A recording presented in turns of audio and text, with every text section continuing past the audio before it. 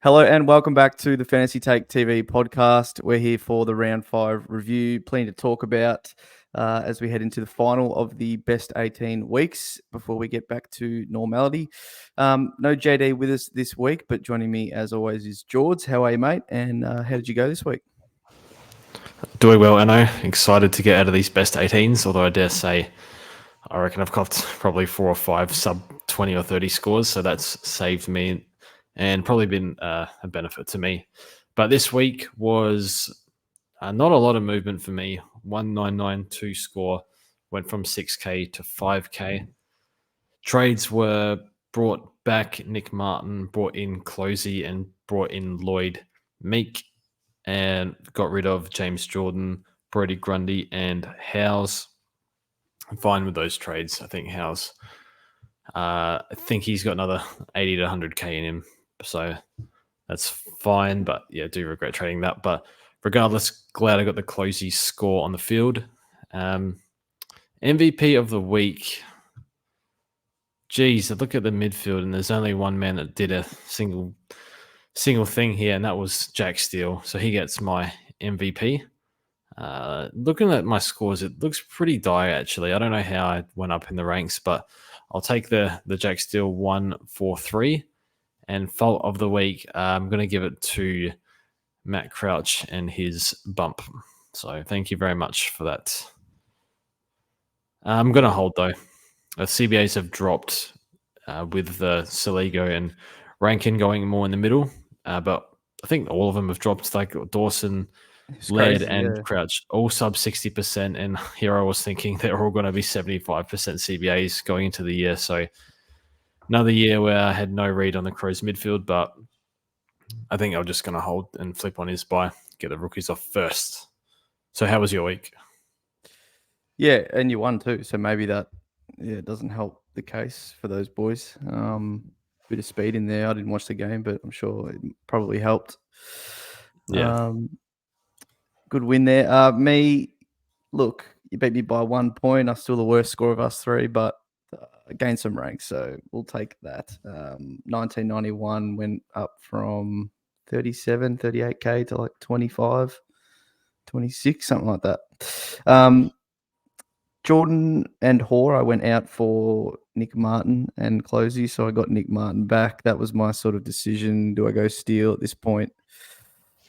580Ks, last chance really. I'm probably not trading him in at 620K, although he looks like he's a top 4 or 5 mid, so I don't think it's the worst trade in the world bringing him in still this week, but I made my bed early in the season, starting obviously Bont, Green, doing like Nick Martin to Sarong, and then getting in Butters as well. Like it's just, I've made my bed with those 4. I have to back them in, I think, at this point, and then get these other mids that are dropping soon, besides Steele. So, look, might still be able to get Steele at some point if he ever has a stinker, and I don't know, maybe 600K or something the right week, but not looking good there. Captain, most of us got gone there, so that was good, luckily, because we would have probably went to Bont and copped that, which a few might have. MVP, yeah, like you said, there's not much, like no big ones, especially of note, like not that highly owned. But I guess, I gave it to him last week. Maybe it's Rowan again with a 120. Like a lot had English or went to English, and he really shit the bed. That could have been a 160 from Rowan. Yeah, he is still a frustrating watch, I'll be honest. But I think he probably is R2 at this point. We'll probably talk about it later for some upgrade targets in the ruck. And then the fault, like Tom Green, that's the one, right? That spot there, if that was Jack Steele to start the year, I know Tom Green started like a house on fire, so we're happy with him. And I know you've got both, so it's a bit different. But yeah, if that was Jack Steele for 120K less, something like that, he's now 10 points per game average on top of him, and he didn't have the buy like Green did. That's a bit of a fail pick. If you're just comparing the two, like he's still been obviously good, pretty decent starting pick. We got those early scores, but yeah, I'm just comparing every mid I've got or every player almost to Steele and not having him. So that we had Ollie as well, and Ollie's come good. That's right. Yeah, I'll forget about that one. But So I guess Rowan, honestly, I mean, you could give it to Shee's huge score, but it just doesn't feel as good when everyone owns him at this point. But he's playing unbelievably well right now. So yeah, it's probably him. I mean, we could give it to Closey, I guess, George. We went early and got the field score on field, so we could say that. Unfortunate for those who didn't, complete fluke. And that was my toss-up, right? Like I was either going to boost Jackson out to like a steal and get Steele and Martin, or Martin and Flanders, or any combination, but maybe I should give the fault to Jackson instead of Tom Green, really. Solo ruck against Port. We saw what Gawn did 2 weeks ago, put 100 points difference or whatever it was. He lost the hit-outs. I didn't even watch the game. I didn't watch any Saturday games besides a bit of Saints and GWS, and didn't even really look at much stats.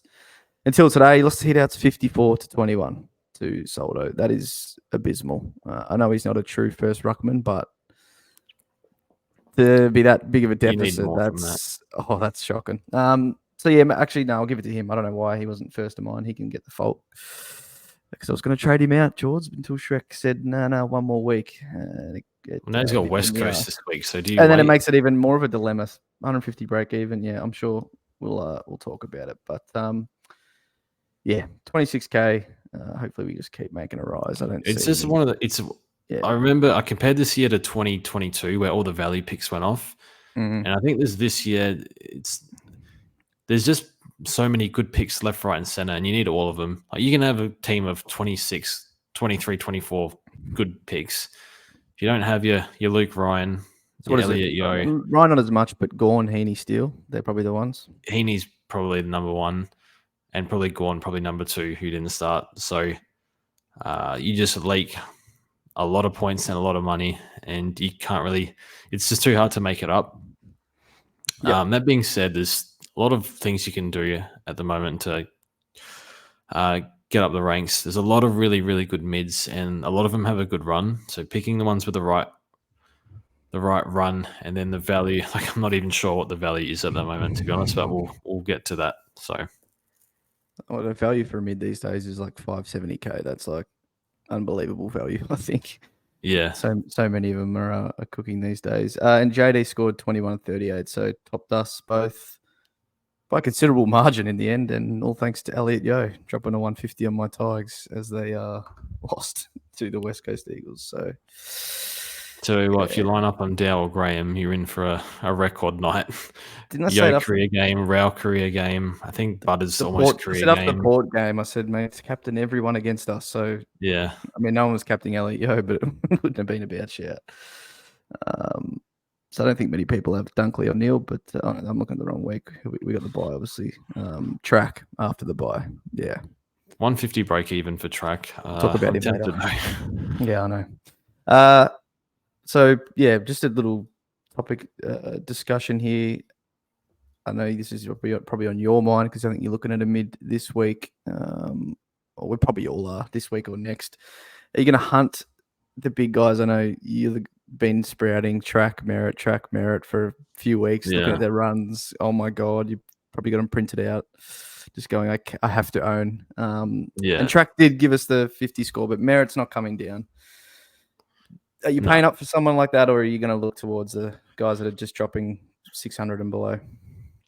Yeah, I guess the reason I put it on the run sheet, the strategy from here, are you eyeing off any cheaper guys, or are you going to grab like a mid? Like, is Rao at 620K? Is he value? Is Butters at 640K doing 127? I mean, technically that's a little bit of value. So what sort of direction are you going in? Because we've seen the fixtures, like Freo have an unbelievable run the next few rounds. Spoken about Essendon's have a really nice run.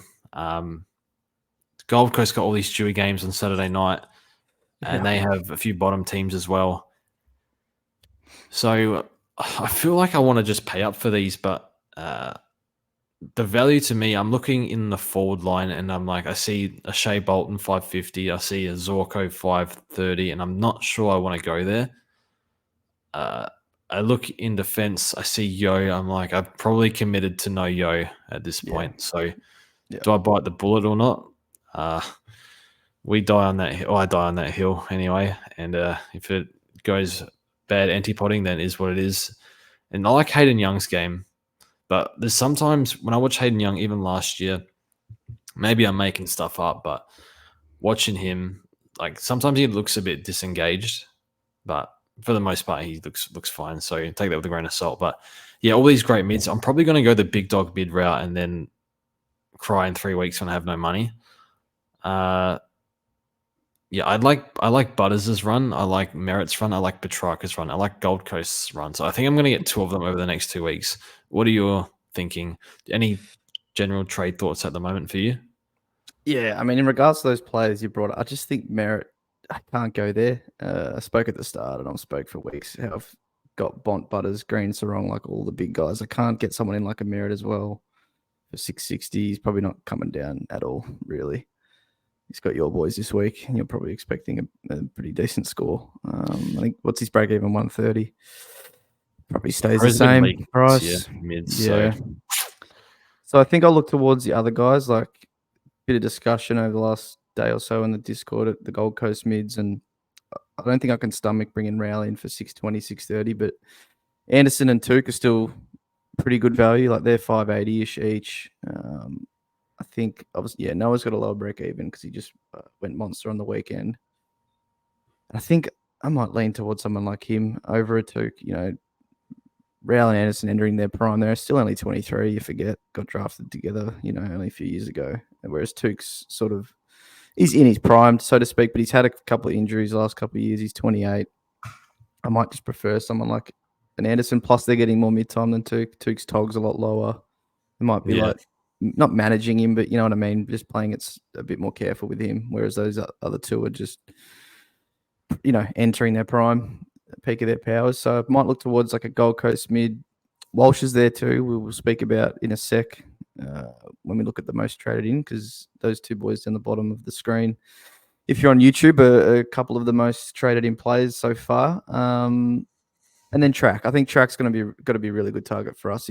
Weird game from the D's as a whole. Like I think besides Gorn, their whole midfield was like Viney even as well. Clary, obviously, we know what he's going through at the minute, or has gone through and continuing to. So that worried me a bit, but obviously tougher game. Brisbane played really well, and their run post buys obviously a lot easier than that. So I think I'd look more towards like a Track and a Gold Coast mid than like a Merritt for 60. I don't think that's ideal. You take off that 60, 80K from the, that can just, we've said it every year, that puts it in a better place towards your next upgrade, right? Yeah, absolutely. We don't know how good these rookies are that we're going to trade out. I know we're stuck with a few poor ones, but in saying that, there are a lot of good ones coming. Like these Gold Coast boys obviously have done really well. We've got Dempsey who's making a lot of money.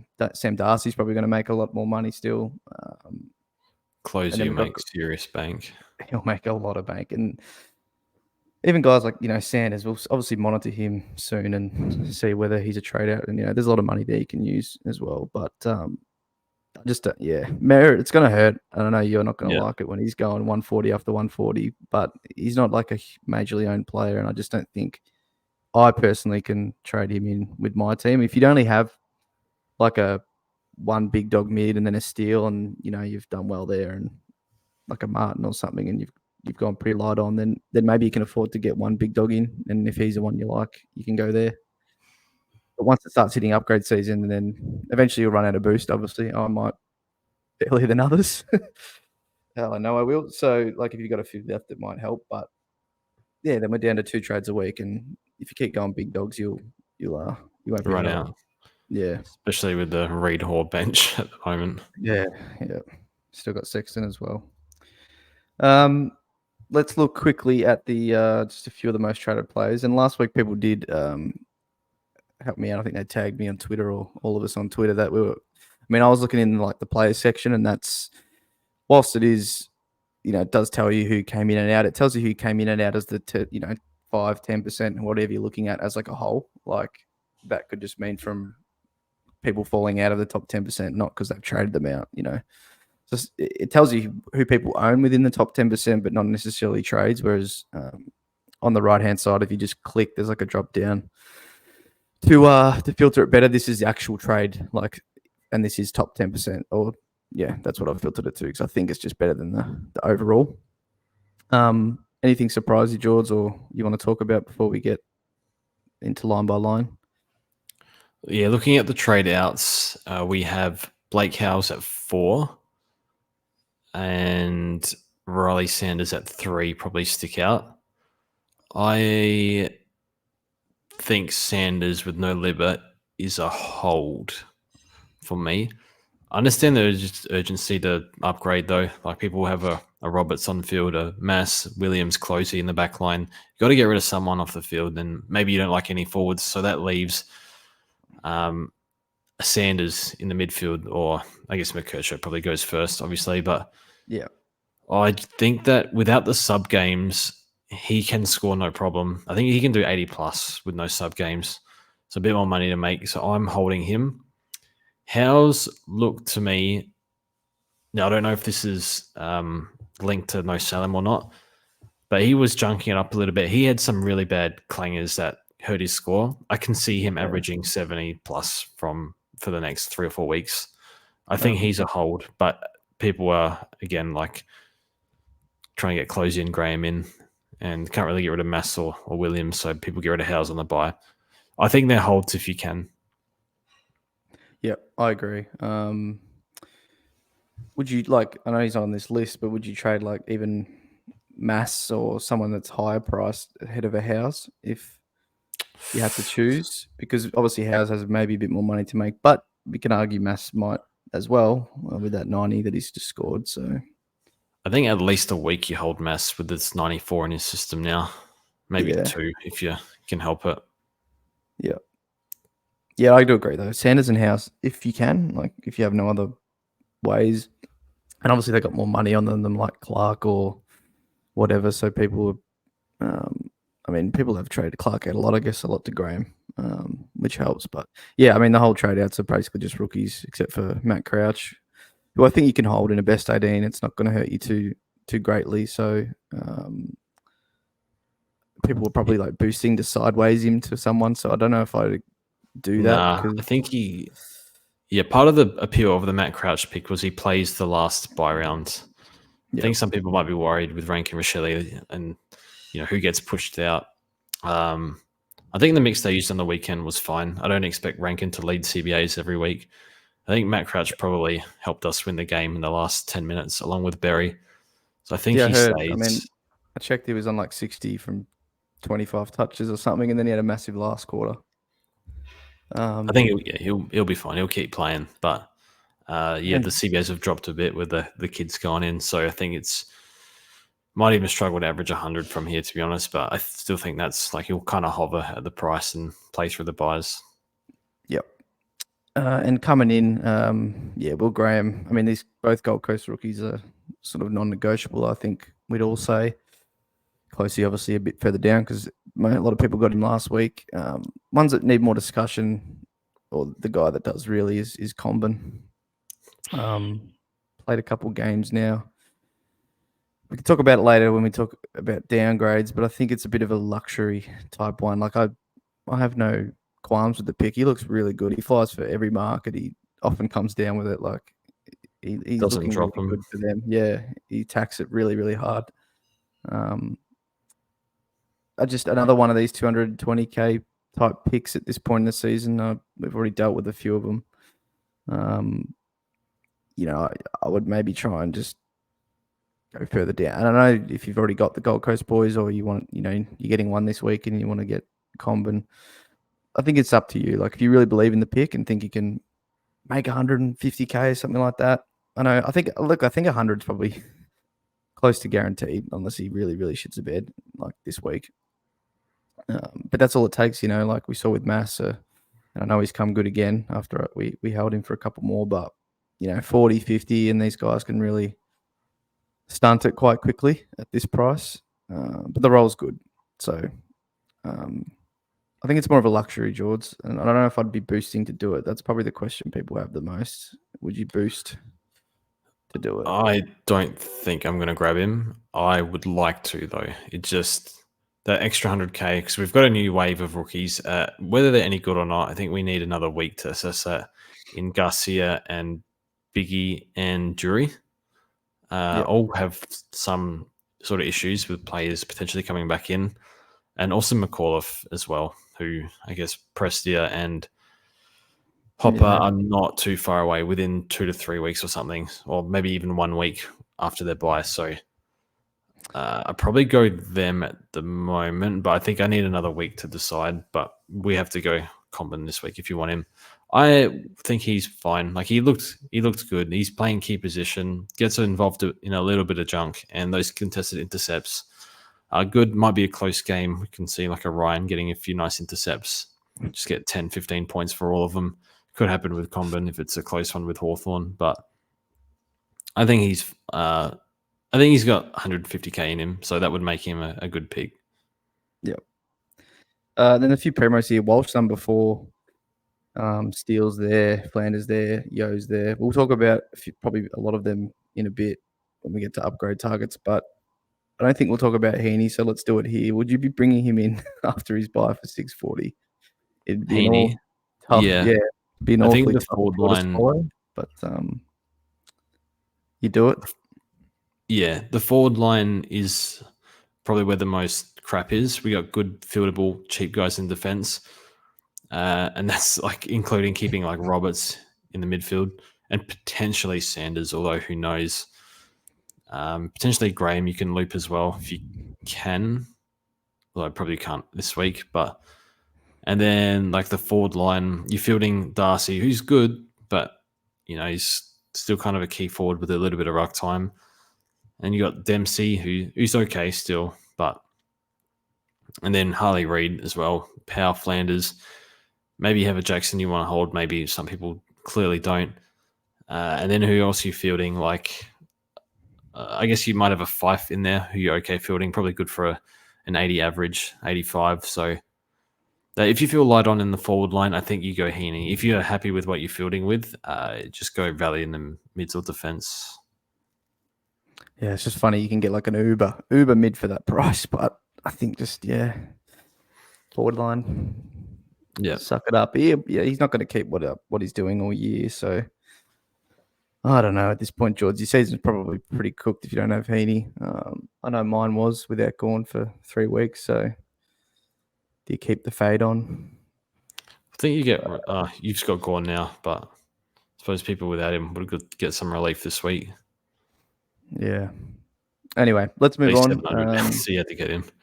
That's why I did that.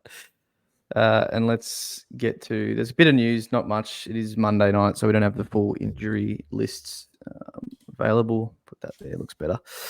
So Butters, Dawson, Yo, all clear from the MRO. They all had some incidents. Butters, I think, tried to win the ball and sort of collected Banfield. And then Dawson and Yo were like similar tackles, sort of. I think both got lucky in the end that they didn't like knock out, obviously, whoever they were tackling. I think Boston was one. I forgot the other one for Dawson. But Crouch got a week, as George said before, which we think is a hold. Being best 18, it's not going to hurt you too much. And we got some pretty decent rookies scoring well that, I think you'll be fine. The injury news that we do have is that Chera, who was laid out, we knew has a hamstring and will be 2 to 4 weeks, but also Sard and McGovern happened to them during the game as well. So, look, don't have a great read, but I think for one, we know it's good for Zach Williams. That's a couple of defenders down there, probably the two most. I guess there's Newman there as well that, get a bit of the ball and the rebounding, so that'll definitely help him. But Jack Carroll, does it actually help him, not hold his spot in the team, but get back into the 22? I'm not so sure on. They're not obviously really direct replacements. I guess Chera is, but he was out before the game and Carroll still found the sub vest. So what do you think, George? I don't think Carroll's that good. I'm happy to let him go. 46 break even. I guess if he plays, he's going to make a bit more. You would think he does. Just looking at Carlton's injury list, I'm not really seeing who comes back apart from Fogarty. Had the thumb issue, I think, or wrist, sorry. Cunningham is even, best 22 might be available. He probably does play. So maybe it's a hold if you want. Yeah, if you can trade out the other rookies, then do that. McKenna expected to be available. A few that were looking Zorko's way or still are. Obviously, that might affect him. I just don't think. Look, go there if you wish. I just don't think it's wise. He'll score in that role, no dramas at all. But he's 35. It's just is he going to get through the next? I mean, what is it? Round 6, like almost 20 weeks. I just don't see it. He gets managed as well at some point. That is, yeah. Even if he doesn't get injured, you would think gets a rest here or there. So yeah, not for me, but those that want to risk that, they can. And then is this the big Shrek? Is he back? Well, he was They a said test that last week, so you would think he's back. We'll see. We'll talk about Jackson in a bit, but I don't know, man. It's West Coast. That's the only thing that would keep you holding on one more. And West Coast tools are not that bad. Yeah. The funny thing is, he was so poor in the ruck, and he has been poor in the ruck really for a few weeks. He might score better as a forward with time against the second ruck. Yeah. Look, people will say keep him. He's going to be a top 6 forward. The forward line's so crap, blah blah blah. But he's 560k. He's got a 150 break even. I think the forward line's so bad. I still think we could get him for 100k less if it's still looking that bad later on. And I actually there's a couple of options, sneaky ones that I think. He averaged mid 80s with Shrek in the team last year. I think it was like 90 post buy and 87 for the year. Look, the forward line's bad, but the key forwards do that. Like Harry Mackay's going to do that this year, maybe even better. So yeah, he'll improve. Yeah, like Jackson, natural improvement. Maybe he does a bit better than that. But when you started him, did you think you were going to cash him out for like 640k or something? Well, if he did go on, I mean, the problem is after the 170, he hasn't turned since. So you weren't able to get enough. If he went 110, 115 or something like that afterwards, then yeah, he would have been a good price to cash out there, or probably would even be able to hold right into this West Coast game because he's not plummeting like he is. So that's the problem. He's plummeting. I want to get that money elsewhere on the field. He's a direct swap to Flanders. I mean, for me, I don't have Flanders. It's very easy. If you had both, like if you had Heaney, Flanders, and Jackson, maybe you're more inclined to keep it. But I just need Flanders, and they're the same price, so it needs to get done. It's just whether or not it's worth boosting for. All right, let's get to some trade targets, George. We'll start in the defense line as we always do. So we'll try and talk about some people here that obviously not everyone owns. I mean, look, guys like Luke Ryan, not everyone owns, but he's not really a target in the near future, is he? At 650k, you just can't do that. I guess I'm paying for a big dog mid, and he's averaging more than that in a similar price. He just waiting patiently. It looks like it's going to be a bad one, and then at full time, it's 80-point last quarter again, and it's another week of just sit on my ass and wait for the bad one, and it doesn't happen. He's got that combination of rebounds a lot, maximum kick-ins, and elite interceptor. It's pretty lethal combo for scoring. Like think of prime Tom Stewart, which is not far off with max kick-ins because he's never really had massive kick-ins. Stewart and Young's gone to the midfield, yeah.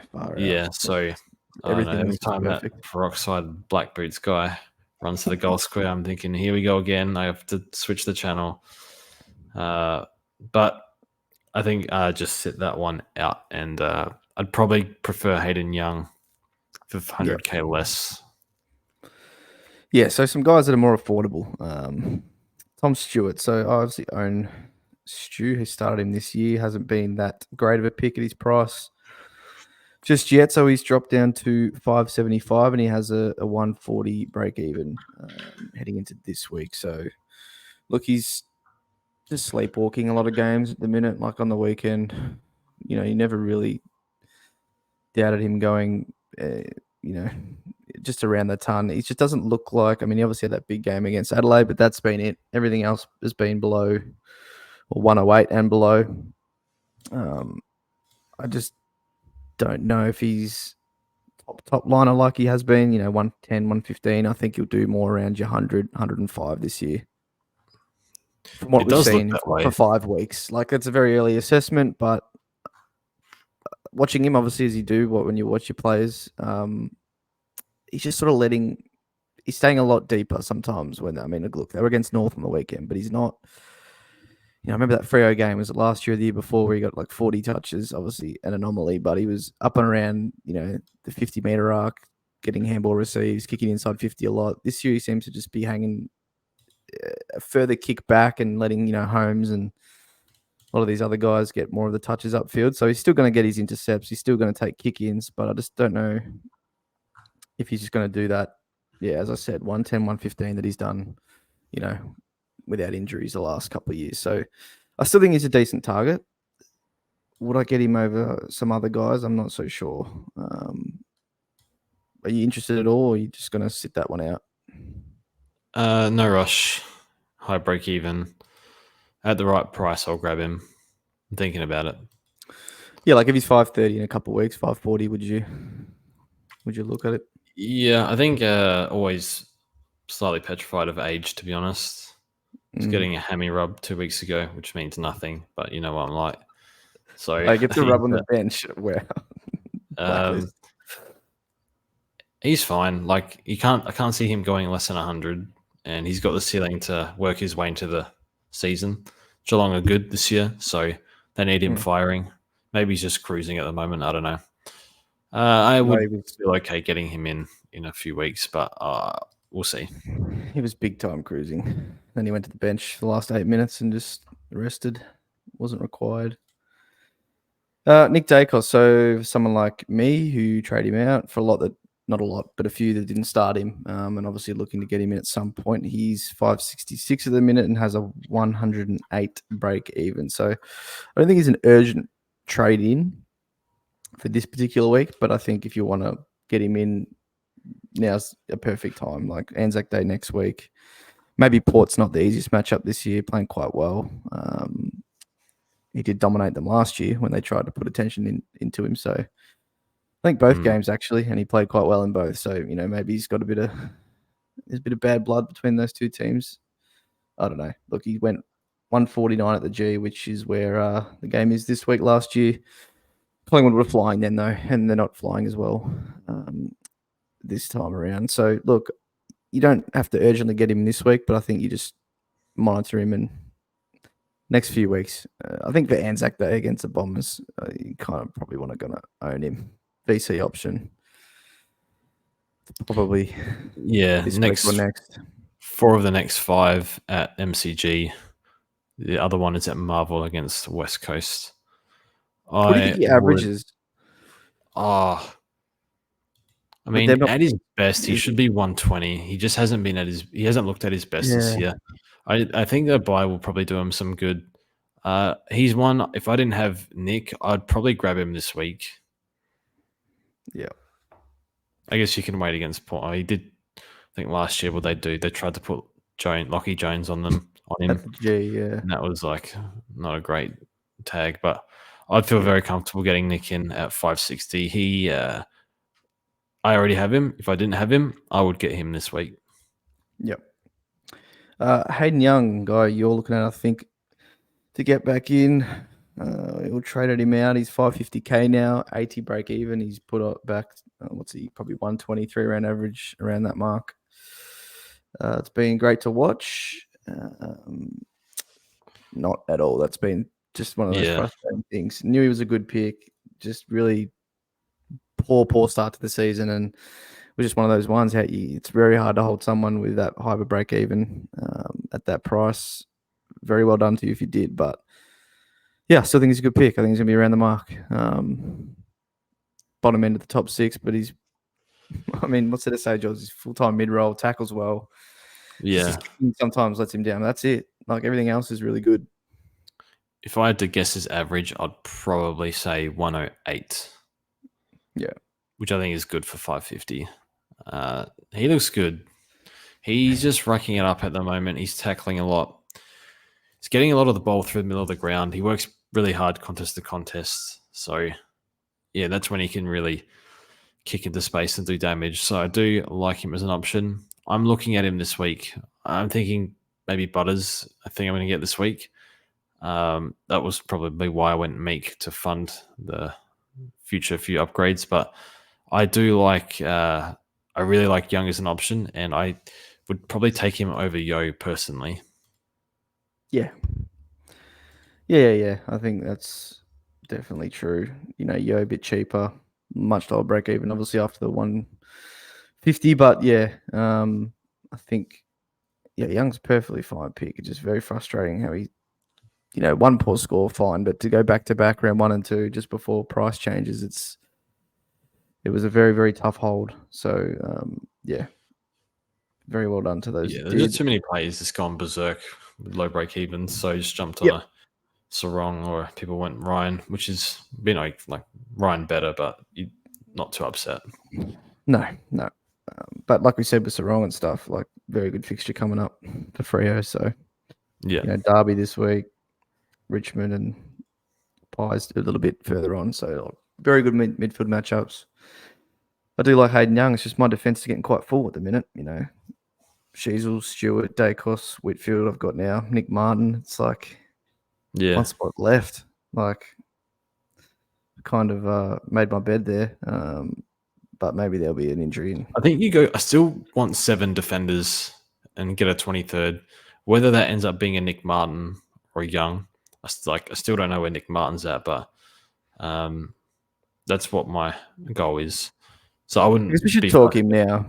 He's a defender, a midfielder, but he will be a defender. Yeah. I didn't watch much of the game. I was busy, but you happy getting back in? Yeah, I don't think you can read too much into it. He scored 100. I thought he was probably lucky to score that. Did get like a nice goal inside 50. He seemed to be playing quite high up the ground as opposed to getting involved in cheap stuff in defense. And I was kind of thinking, okay, he's just going to rack it up like he has the past 2 weeks, and it didn't really happen. I think he's still a fine pick. At 560, I'd be more than happy to sit out, to be honest, after watching him on the weekend. But it sounded a bit reactionary because he just went 130, 130. So he still makes, I think he fluffed 2 kick-ins pretty badly.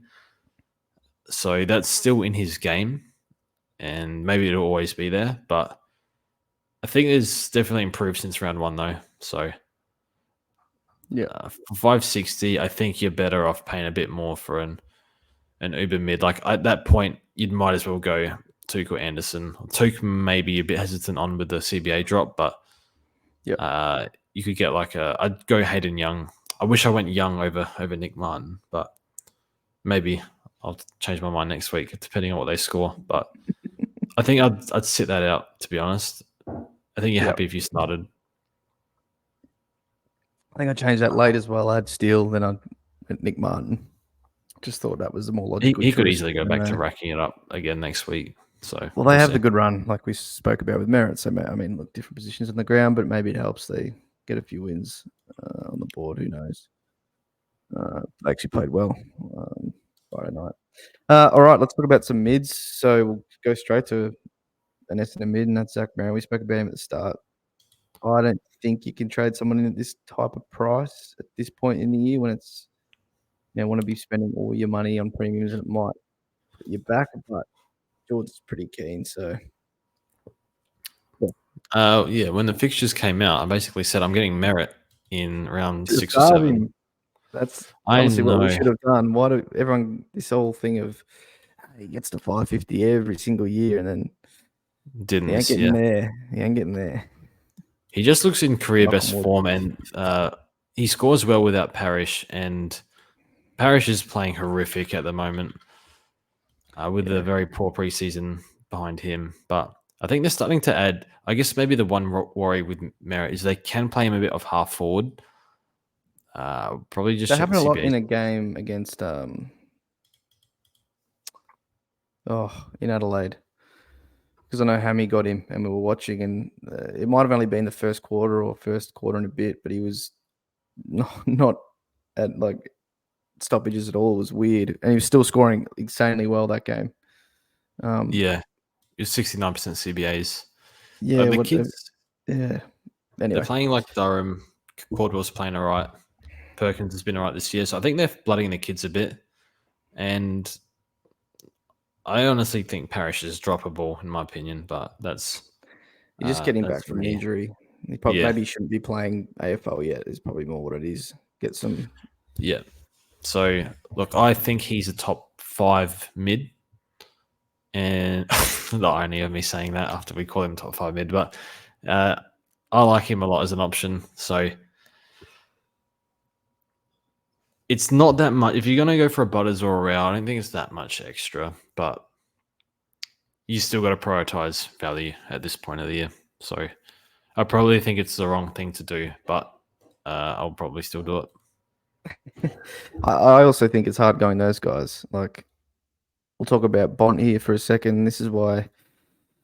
Look, he's 664. He's got 164 break even. So if you're not owning him or didn't start him, you're still probably holding off. But it's just the thing with Bont. The 1 week he decides to go berserk, which, I mean, we haven't seen a score as poor from that, from Bont for a while. Like a decade. Not due to like injury or forward, like just due to just poor performance. He should come out firing this week. Dog's under a bit of pressure. That's when Bont probably flexes his muscles. Yeah. And he's still going to be like 650 or whatever, for him to bring in. So, look, he hasn't been the greatest start after this week, obviously, with the poor score for 700K. But I guess you just got to try and time it if you're a non-owner and didn't start him. You're probably happy. Like, he hasn't gone absolutely berserk and killed you yet, which you definitely got to be happy with. But, yeah, I just can't see him getting much cheaper than this. I mean, his break-even is obviously going to be pretty high for a couple more weeks. I think it's 164, sorry. So, look, I guess it just all comes down to what he does in the next week or two. So, look, he might get yeah. He's high priority in probably 1 or 2 weeks. He has a good record on Freo, then he plays Hawthorn Richmond. So, probably grab him in 1 or 2 weeks if you don't have him. Didn't start him. Yep. Tom Green, we've got him, George. As I said off the top, very happy when he entered his bye, averaging 140 something or whatever it was. Just a weirdly poor game with him. Yeah, still monstered him, really. Wasn't there some report that happened last year and still said, I want the matchup, want to get him back or something like that. They're good mates. They're Canberra boys. And he did that. That's what Steele did. And look, Giants won the game in the end, but it was just a very weird game from Tom Green. He kicked that nice goal. It was all going well. And then second half, just not too much from him, especially when the Saints were coming back into it. So, look, 180 break even if you're a non-owner. I don't know how soon he'll be on your horizon. I think he's like that perfect upgrade target post their second bye. I think we spoke about this, maybe not on the pod, but just at some point in time. George, they got that first bye, right? Giants are a part of that. Round 12, yeah. So it's kind of a perfect time to bring him in post that bye. You'll need some premiums to bring in then that help you get through the rest of them. So I think that's what I'd do. I think it's still fine to get him. I think might cop a George Hewitt attention this week and drop even further. If he's 560, 570, 580, I think you'd just grab him even with the buy. Yeah, if that's pre-buy, then you probably still do if your buy's looking all right. But yeah, a bit annoying. He does have Essendon and Geelong just before the buy, so yeah, hopefully he can turn it around for us. But he's obviously a target for non-owners. So wrong, we've spoken about. So 632 with a 150 break even. The derby this week, I think last time he played was average, but the one before he was best on ground and won the medal. So look, West Coast, maybe win on the weekend. Maybe they're up for the derby, but maybe they come down after a win on the weekend. And Freo, well, they've had a couple of poor losses, haven't they, Freo? They'll probably be very keen to get one over them and have a big performance. So, you look, 630K. I mean, I think you just hope he doesn't go too big this week, and maybe you pick him up for 600-ish in a couple for that Richmond game. Yeah, good target. Track, we've already spoken about a bit as well. It's this harder one. He has the bye, which helps. It maybe pushes it back a couple of weeks, and we can get some other guys in and see what Track does. But it's Richmond straight after the bye, and it's that 150 break even doesn't seem too unlikely for him to get. with what we're putting out there at the minute, someone like a Track could go huge. So it's a tough one. I think I'd still be inclined to wait and hopefully get him 30, 40K cheaper. Still got like West Coast and, Collingwood North, and then West Coast again down the track. They're still there. Like, yes, if he goes big. Did this happen a couple of years ago with Clary, or was it? I think it was Clary against us, and it was against Richmond as well. And he had like a 160 something break even. And he hit it, yeah. And he hit we it. Waited a week. Berserk. That's right. So, look, could happen with Track. I think it's more likely like their midfield. Obviously, Viney's been decent form till last week, but Clary is a mile off it. Yeah. More points for Track. He's been times doing last week. He's been times better than last year in the back end at the moment. So, yeah, I am eyeing him off for sure. Yeah, maybe 3 weeks. Matty Rao. So, I just don't know if I can. I mean, playing very, very well. Don't get me wrong. I just don't know if it's stomach someone like a Rao for 620, 630K. Because he really only scores his points from a couple of means. After stoppage, yes, he's not going to be never involved, but that's more your Anderson, your Took time, the halfbacks. He's just not ever involved in transition as much as the others. He's been truly dominant to start the year at stoppage, like absolutely killing it. It's just if that doesn't hold, I just don't know if I'd want to trade him in for that price. And then, is he truly going to kick on like what he's doing now from here and go on like it's a hard one to read. Playing in this humidity is always good for him. And I think he's a good pick. I would estimate him to be 120 average. He's on record pace to break the contested possessions record. And he seems to be getting a lot of frees for. I don't know how sustainable that is, but I think 130 is overs for him. I would be comfortable paying 620 for him personally. He's just too good in the contest. He's so good. So good. I just don't. Yeah, there might be games where, and maybe I'm overthinking it. I'm sure someone will tell me that in the comments, but I don't know. I think I'd still prefer a couple of other guys. Just do a bit more. I take Butters, maybe Sarong. People could probably argue the other way and go Rail over Sarong, but I don't know. Just Sarong does look when we watch Sarong, he does contest work, but he also works bloody hard to get the cheap stuff. Yeah. Which I'll be honest, I haven't watched Rail more than probably 2 games this year of the 5, so there'd be people that know more than me with how he's playing in regards to that, but I don't know. It just feels like that's the other mids' sort of game. So, what he scored on the weekend, whatever he did, but it was from like 90 Dream Team. And to be fair, he probably do that most weeks because that's just contested spam. But his DT's 102, SC's 130. Yeah, how sustainable is that? I just don't think we've ever seen that. Nah. Yeah, only one game above 30 touches. And he's killing it, don't get me wrong. But yeah, I think for that, like if he was 580, sure. Like, just think for that price, I'd rather just get Tracked. I know obviously he can't this week, but say he was playing for the same price, even with a way higher break even. Yeah, he's played 3 clubs that leak to mids in the Tigers, the Crows, and the Hawks. Yeah. So, no, I think he's good for 120. I'd feel comfortable bringing him in. Fair enough. And then Sammy Walsh against your mob. So you would have watched him closely, or at least enough. Must have been pretty good. I know he got a lot of tackles. So I think 7 tackles in the last quarter. I watched that Stats Pro highlights you can do obviously on the app last night to have a look. Because I do love me some Sammy Walsh.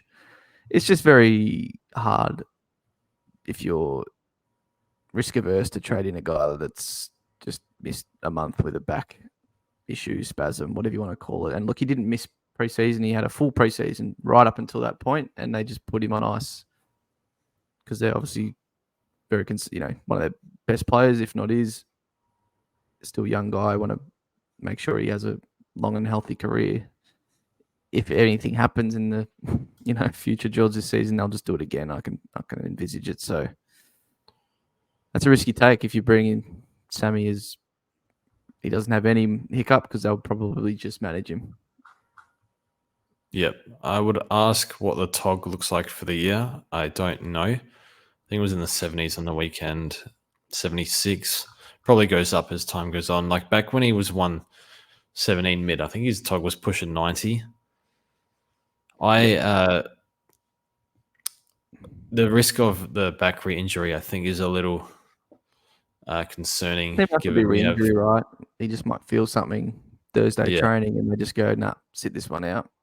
I remember on Dylan Friends, he did say it's a 12 to 24 month to get back to normal, and we're 12 months in, I think, a bit over that. Are we 18 months in? I can't remember. Well, he was tracking well anyway, and then something happened, and they just said, "Nah, you're out for a month." And they said that from the start. They're like, "Oh, it's not maybe a week. It's like you're out for a month. Let's do a training block. Get you back." Like it's a little concerning. No, I won't be going there. As much I'd really want to. Don't get me wrong. If he pulls up really well and puts up another monster next week, are you interested? I guess I am, because I'll always be interested in Walsh. You know me. He's the only player in that jumper that I have ever really liked. Not that I don't like the others; are just not meant to like the others. But Sammy, just something about him. I just love the kid, the work rate.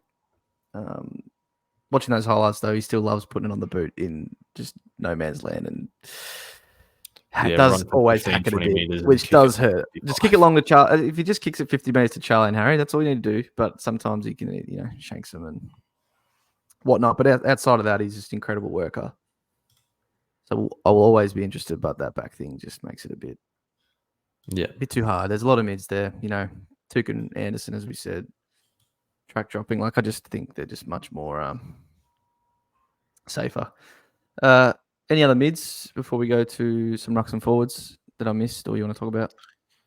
I think 624 for Still is still fine. Yeah, true. People might be asking that. I think it was in one of the most traded players still. Yeah, I do still. Even Nick Martin might be fine. I still wish I don't know why I flip-flopped, and Jack Steele is absolutely back to his best. And as you said, what are other mids doing, man? They're gonna probably have Hugo Garcia in there, who's played 30% of a game, next week. So it's the Steele show, and Rowan really. They're Rowan's the next mid. It's those two. What did Rowan have? 15 clearances or something. A lot of clearances. It wouldn't be surprised if he's like second to Rowan clearances without even looking. But it's just the other guys are not there. The points are all for those two. Yep. So I am scared, because after a couple of tough games coming up, or tougher games, then he has a couple of really nice ones. Yeah. So Rowan is 5th in the league for clearances. Wow. Cherry's actually not far off at 9. And then Briggs is up there. But yeah, Rowan number 1 for Ruckman. Yeah. Is Steele there as well? Or not? Rowan just steals them all.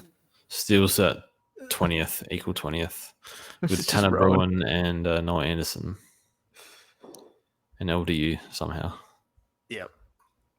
All right, let's move it on a bit. There's not too many rucks to talk about. People obviously, hopefully, own Gorn by now. Didn't make the same mistake as me, or if you did, corrected it. And if you didn't by now, I guess you just keep rolling with whoever you've got. But it's Gorn, probably clear number 1 if he plays a full season, which hopefully he does. Obviously, I mean, he was a one-man show last week against Brisbane. If his mids did anything, he would have scored 200 like he did last year. And then it's Rowan or English. And Rowan's just after his poor one a couple of weeks ago that I luckily didn't watch, or else I probably wouldn't have ended up watching it anyway after halftime. He's gone back up. He's 606 now, Rowan, 78 break even. He's going to start rising again, I hope. And then there's English, who a lot of people might have gone from Grundy to English this week. And he put out an absolute stinker. And we were always never saw this coming. But even last week when he did go 120, it was 90 Dream Team draws, and he had 19 hit outs to advantage. Just Bont and Libba just anything he tapped, giving points to him, essentially. Yeah. And that wasn't the case this week, and he got done by the Essendon double ruck. So, yeah, I think with the rucks, I don't. If you were going to do anything, it was last week. I think you just commit to what you've got. If you've got Sherry there, you hold. You got Meek there, you hold. If you got Rowan Grundy, there, you got Vaughan there. You got Grundy. Yep. You would have traded last week. So I think it's a week for holding in the ruck line. Some people want to do English to Meek. I think you're going a keeper to a non-keeper. I don't think that's a good idea. I wouldn't do that. You probably should have done it last week if you wanted to do 194 break even, dude. Far out. I mean, let's talk to you because you went the Meek route, and obviously he's not a long-term plan. In 3 weeks, 2-3 weeks.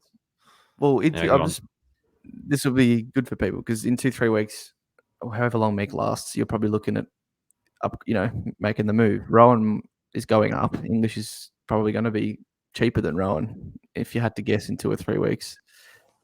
Who do you like? Well, I don't know. I changed my mind on this a few times.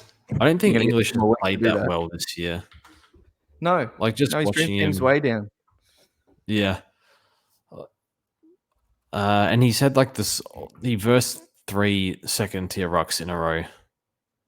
I guess if you count Stanley as a second-tier ruck, but he just doesn't look great. Rowan's sort of dominating, but obviously the hit-outs have always been an issue for him with his size. But he's just taken so many intercept marks, contested grabs, does some dumb stuff, which would drive you nuts. Always. But that's fixable. And that's not going to happen every game. Rowan looks better to the eye. And in fantasy, it's not even a debate who's first. It's Rowan by a mile. Isn't Rowan matching Gawn in fantasy? They're not. Yes, basically neck and neck. So. I think that's Gawn slightly ahead. But if I had to put money on it, I think Rowan will finish ahead of Gawn with the age. Yeah. I'm just being a bit younger. Probably runs out the season a bit better. So I think you want Gawn and Rowan. I think that's the two you want. English just doesn't look great to me, and the threat of throwing in Darcy for 40% of the ruck time will always be there. So he's I don't think there'll be much in it because it's English, and he should bounce back. But I wouldn't be too you'd be annoyed with English obviously after this week, but I mean he's got a good ceiling, and I just think it's more likely to be a blip than a trend. I think the whole Dogs they were awful across the board. Yeah. So I expect a bounce back. Well, stupid hypothetical. It's stupid because it's a hypothetical, but in 2 weeks, let's say Meek maxes out, he drops to 60 and his break even's 120. Rowan's 650, English is 580. It's hard to say because you'll be able to get 2 weeks of watching them more and you'll get a bit more data and see how they both look. But gun to your head. Probably pay for Rowan. Yeah. But that's what you're going to have to monitor. Trading. As long as Reeves is out of that team, Meek's going nowhere. He's just going to sit there. If he's got a high break even, he's going to sit there until Meek nil till round 24. Yeah. How did he look, by the way? I guess we should talk about him. I mean, not really people trading him in this week after, it was last week or... I think I was on a bit of a high after the Crows won, and I just didn't watch football much. Yeah, 50 dream team, right? Look, Witt's not easy, but he did sit on the bench the last 20 minutes, and Hawthorn got annihilated. I think Gold Coast is number 1 restrictive midfield at the moment, so I'm guessing he didn't have much to tap to. I liked his game against Collingwood. I don't have much to say on this one because I didn't watch it, but okay. I don't really have much to say. I thought it was odd that he got a knee to the ribs in quarter 3, and he looked like he was on his haunches for a bit. I don't know. Yeah. I think he took the wind out of him a bit, but would have been sore. But they did sit him for 20 minutes on the bench. That seems a lot. So, no, I'm more than happy to ride this out as long as he's solo ruck. If he's If Reeves comes in, which I don't think he will, because apparently Moyle gave him a bath in the first half, then I already got injured. Yeah, I don't know exactly what's happened, but he definitely was pulled at halftime, and he had 3 disposals to halftime. Wow. Yeah. Meek is safe. I think he was anyway after what he did last week. And yeah, anyway. Yeah. Cool. Let's move on. Few forwards. Obviously, at a line, we're going to have to continue to monitor. How's it actually looking now if we go by average and sort this one out, if my website will load? But I'll just talk about Flanders first for anyone who still doesn't own, like myself. He's now up to 566k, 81 break even. Did he, again, you said you didn't watch much of the game, but supposedly Finn was tagging him at least to begin with, but it didn't matter. Yeah. I didn't bring him in fantasy, and he went like 125 because of this Finn bullshit. So yeah, I'm getting him this week. Goodbye, Jackson. Easy trade. Should have done that to begin with. Obviously, just didn't want it because of the buy, but it's turned out to be better that way anyway. I mean, look, if I did trade out Jackson last week, wouldn't have been as bad, but I didn't, so it has turned out as bad. Is there any scenario where you can see, like, if Jackson's averages 90 from here, would you be okay holding? Or you just want to get out? I'll just get out, and if he's averaging 90, I'll get him back in for bloody, 100k cheaper. If the line still looks that poor. I'd rather own Shea, dude, than Jackson. With Shrek fit, like assuming Shrek's back this week, he's fine, he's fit, and he doesn't get injured for the rest of the year, which obviously no one can say one way or another. Do you think Shea stays in the midfield for the year? I mean, 40%, something like that, 40, 50. It's never going to be bulk, and it's never going to be none, or it should never be none. It should always just be some. Yeah. So, look, Shea will drop 4 games, don't get me wrong. That's what he does. And I'm not getting him for this price. I'll get him in for when he drops because he definitely will. But I'm just saying, like, yeah, Jackson's at 560, and I see him dropping a lot more than this when, after a month playing with Shrek. So we'll just see what happens, and if the forward line's still bad, we'll get him back then. Like we've said, George, we're happy to. Harley Reid, he can stay there.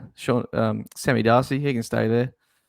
Dempsey, he can stay for hold it down, brothers. That's your role. I don't care. Let's get in Primos on the other lines. And I guess if you have a 5 there, you're okay. But what am I getting? Am I getting a 35-year-old Zorko? Am I getting a Shea Bolton in a team that's probably going to get flogged a lot of weeks? You guys can barely field a team at the moment. Yeah, but that's he'll score all the points. It's about and then it's like, I think if you go Combin, you can field him. Yeah, and then what? Absolutely. Like a key forward. I'm probably going to end up with key forwards at this rate. Like a Taylor Adams. Who's got we should start looking like who's got the last 6-week run of dream matchups. Yeah.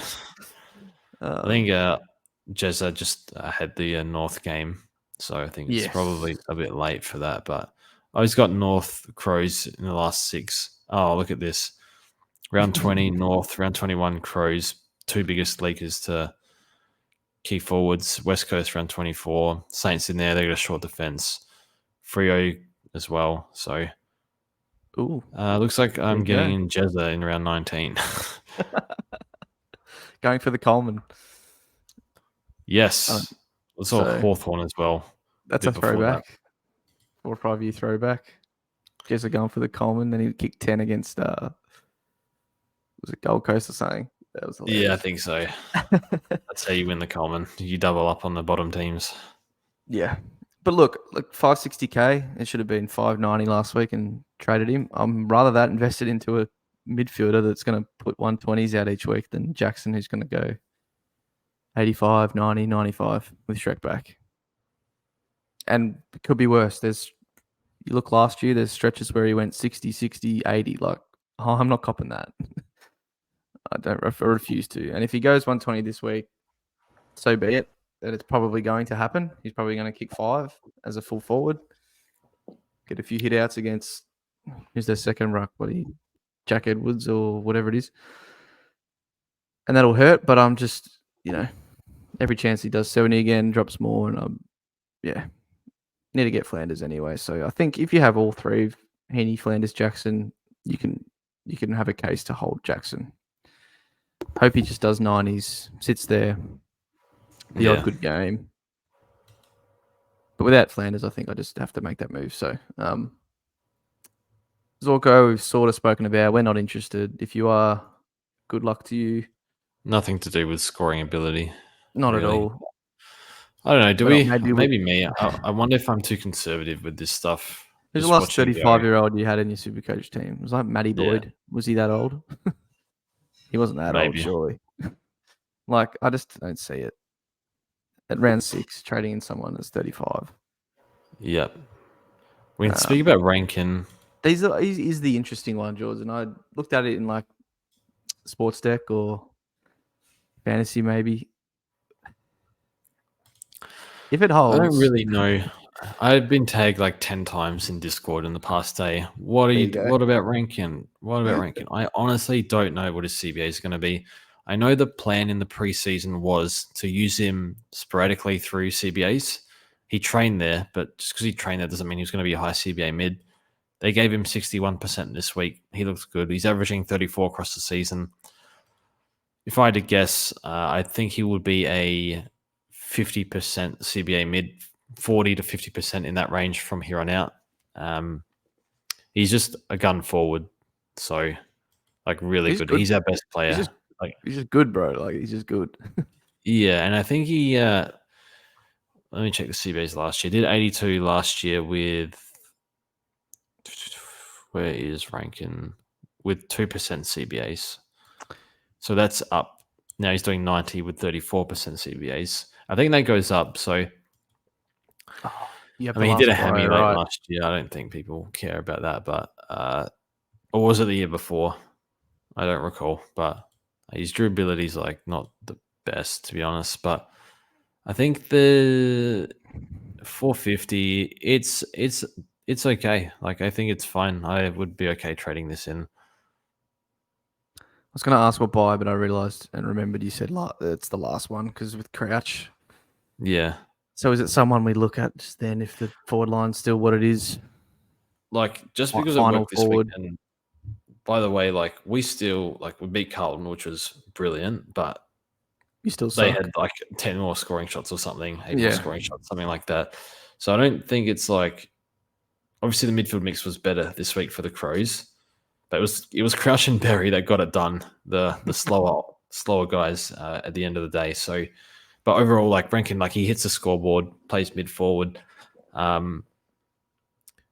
He's got a monster in him if we play a bad team. Like, West Coast actually playing not the worst at the moment, but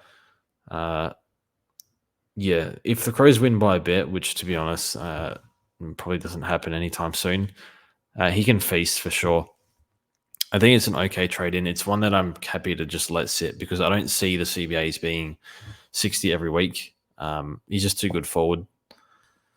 And he's not going to kick 3 every week, but maybe kick 2. So, yeah, I think it's okay trade in. I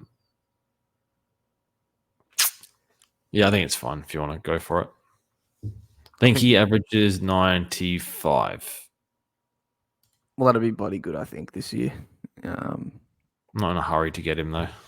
No, but people who are interested and have been looking, they've probably already looked at this, but your run's pretty good.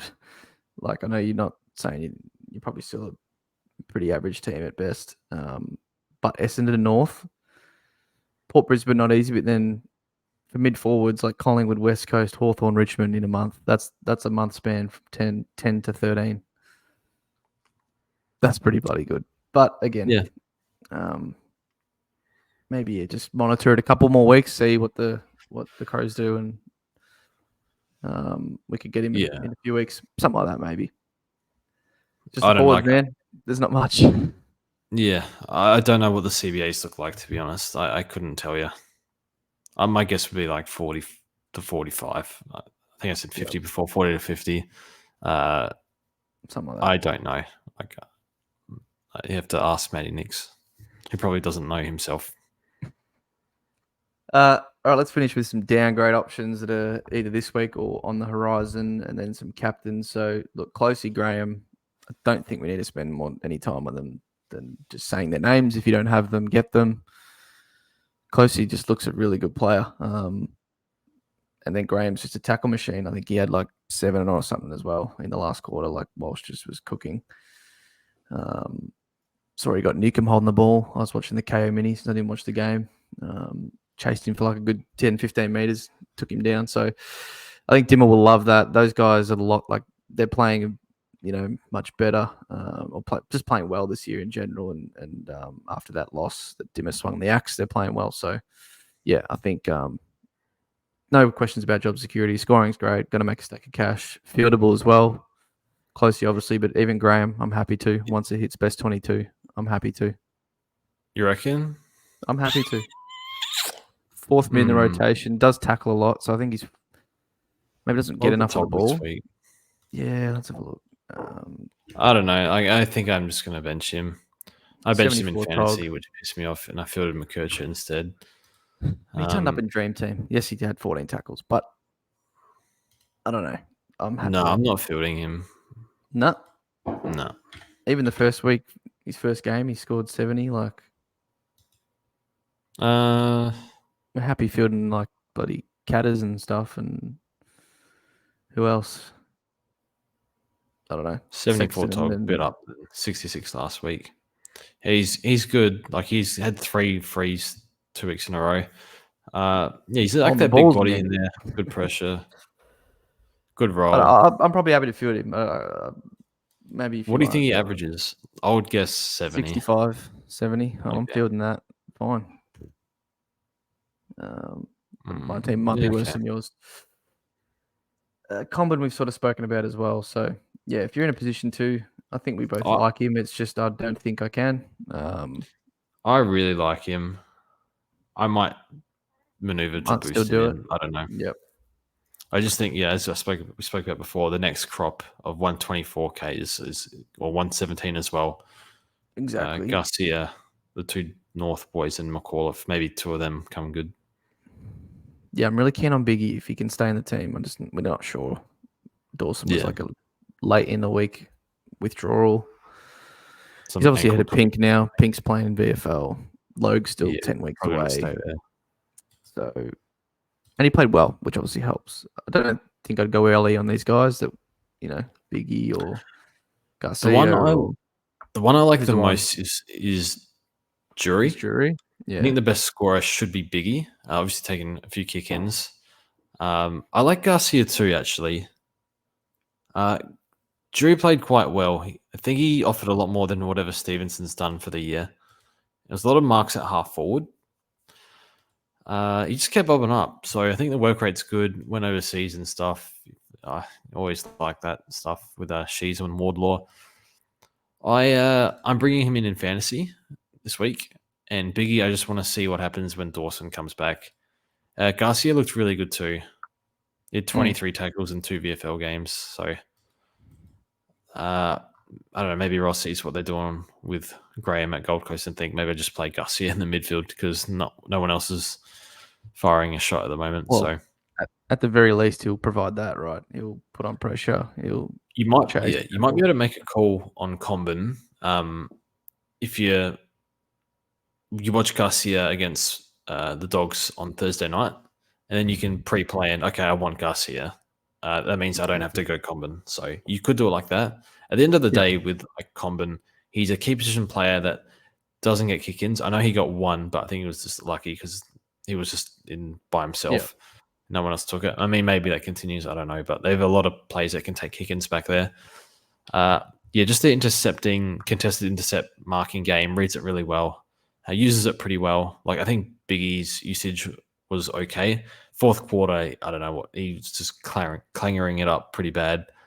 But yeah, I like Comben over all of them to be honest. But he's 100k, so I just feel like I need another week to decide on this. Yep, I might go Comben if Garcia is no good. We'll see. McAuliffe obviously on bye. Yeah, Prestia Hopper 2 weeks away, so I'm not sure how like his longer term job security is. I think he should play a couple of weeks out of the bye, but how much cash we get out of him, I'm not too sure. I mean, his VFL number is really good. He only played 2 games. He obviously just started out. I liked his intent. We're just so bad. Do you think you guys play if say Prestia comes back? Who's more likely to stay in the team, McAuliffe or Dow? Yeah, well, I want Kane to stay in the team. Oh, fuck, who cares about Dow? He's 4 years in the system, hasn't shown anything. So yeah, play Kane, but does that actually happen? I don't know. I mean, I dare say if we'd had no midfield injuries, Dow'd be gone by now. He's just playing now out of necessity. Like, yeah, who else can you play? There isn't anyone. So hopefully Kane shows something, game after the bye, but obviously you'd have to probably go him because that's obviously was his second game. Obviously he was sub the first one. I think his break even is just in the negatives, George, like -7 or something like that. Yeah. So yeah. You'd probably have to go in a little bit blind before guys are back from injury like Prestia and Hopper. Yeah. Like Jury, Biggie, I think I'd be more confident in if they obviously go well again this week. Just go one of them instead. Or Garcia even. Yeah. Because it will be hard, You always seen from Kane is that West Coast game, really full game, and that's it. So yeah. All right, let's finish it off. A couple of captaincy choices. I think a lot. Obviously, we'll have it on Bont Thursday night. Expect the bounce back from him and the Dogs. I don't know if I'll follow suit. I don't know. I don't know if I'll go Bont this week. I do really like Butters against Collingwood. Just for some reason, they're not flying like they were last year. Butters, great mid matchup. The Pies are at the minute. No one in that Pies midfield can chase him, maybe besides Nick. So, yeah, I do like that. And then Sarong I've got as well for West Coast as maybe a captaincy fall option. You could go Rowan as well. I will really think about Rowan BC more so than Bont, I think. Like English, what he's given up to Rucks this year is astronomical. Yeah, I have. I've got Butters traded in this week, so my VC's on Butters into Caleb Sarong. So we got the same right now. You don't own Rowan, so I'll think about Rowan. I'm not sure if I'll follow through. Maybe in fantasy formats, I'll do that there. But I think he's a good option too. Any other? It looks like a good week of games. Just mind you, I don't do tipping anymore. Gave that up a long time ago because it does my head in. But if you were doing tipping, you probably have a lot of choices this week, like a lot of 50-50, 60-40 calls. Looks like an actual good week of teams sort of similar level. Like I would watch every game this week, even North and Hawthorn. Correct, because it's even. Yeah, exactly. Even like the derby, I guess. But the derby is a derby. Obviously, you expect Freo to win that. Probably the one that's like you'd think so, but who knows? Probably most excited for Geelong Brisbane for some reason. Yeah, both in form. Brisbane back in form. Yep. Carlton GWS. Wasn't that a ripper game last year? Maybe wrong, but I think that was a good game. Either way, been long enough. Good podcast, George. We'll wait for teams on Thursday. I still don't know what I'll do with trades. Probably will boost Jackson out. I think I have to. And then you gotta get Flanders, I think. Then got to. And then my choice is more Dacos or like a Walsh or something. But it's just so silly. Dacos just makes too much sense now. I still was obviously going to get him, but I think I'll wait and then I'll try and look for a Gold Coast mid next week. I think. Probably got to grab them. They're all like 90-ish break even. Yeah, I think with like a 120, Anderson's like 600 next week, which that's not too bad. I could get. I'm literally 3K, 4K short of him this week, so it's a bit frustrating. But yeah, hopefully, I just need to make it back into the top 10K as the next goal, and then we'll go from there. Need a big captain. Haven't hit like a monster this year yet.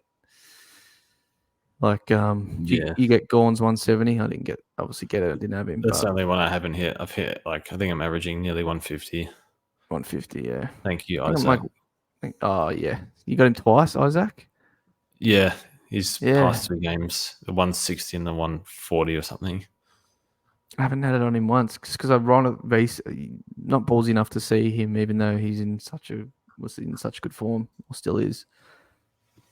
But very well done. All right, thanks for watching, guys. We'll see you on the next week's podcast. Cheers.